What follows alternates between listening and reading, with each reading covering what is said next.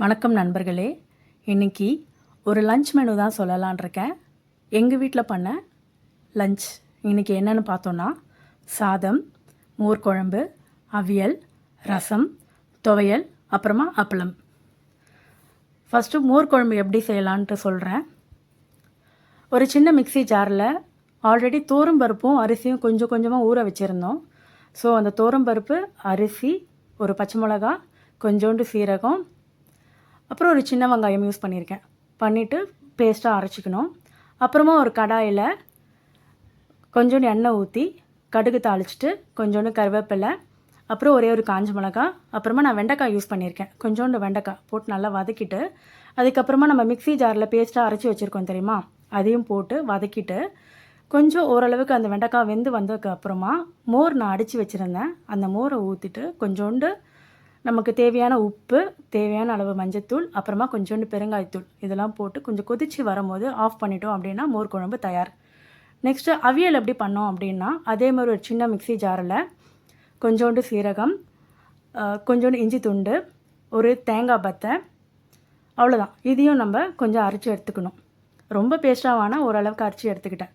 அதுக்கப்புறமா நமக்கு தேவையான காய்கறிகள் நான் என்ன யூஸ் பண்ணியிருக்கேன்னா, பீன்ஸு, கேரட்டு, கருணக்கிழங்கு, கொஞ்சோண்டு வாழைக்காய், அப்புறமா உருளைக்கிழங்கு இதையுமே நான் யூஸ் பண்ணியிருக்கேன்.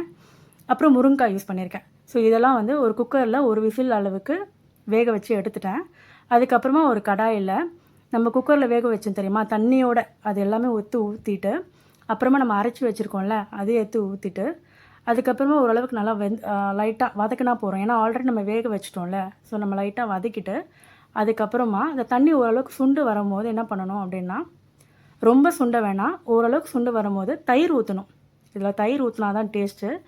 தயிர் ஊற்றி வதக்கிட்டு அதுக்கப்புறமா ஒரு தாளிக்கிற பேனில் தேங்காய் எண்ணெய், அப்புறம் கொஞ்சோண்டு கடுகு, அப்புறமா கருவேப்பிலை தாளிச்சிட்டு, தேவைப்பட்டால் சின்ன வெங்காயம் நான் யூஸ் பண்ணல, வேணுன்னா நீங்கள் சின்ன வெங்காயம் யூஸ் பண்ணிக்கலாம்.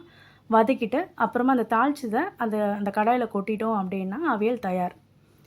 நெக்ஸ்ட்டு துவையல் எப்படி பண்ணணும்னு பார்த்தோன்னா, ஒரு சின்ன கடாயில் உளுத்தம்பருப்பு, கொஞ்சோண்டு கடலைப்பருப்பு, அப்புறம் தேங்காய் பத்தை 2 தேங்காய் பத்தை யூஸ் பண்ணியிருக்கேன்.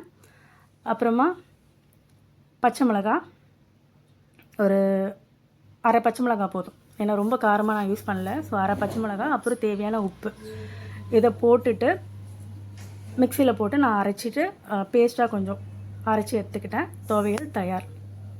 அப்புறமா சாதம் பொங்கி வெடித்து எடுத்துக்கிட்டேன். அப்புறமா அப்பளம் உங்கள் வீட்டுக்கு எவ்வளோ தேவையோ அப்பளமும் பொரிச்சு எடுத்துக்கோங்க. அவ்வளோதான். இன்றைக்கி நான் இப்படி தான் நான் பண்ணேன். நீங்களும் வீட்டில் ட்ரை பண்ணி பாருங்கள். மீண்டும் நாளை பார்ப்போம். நன்றி, வணக்கம்.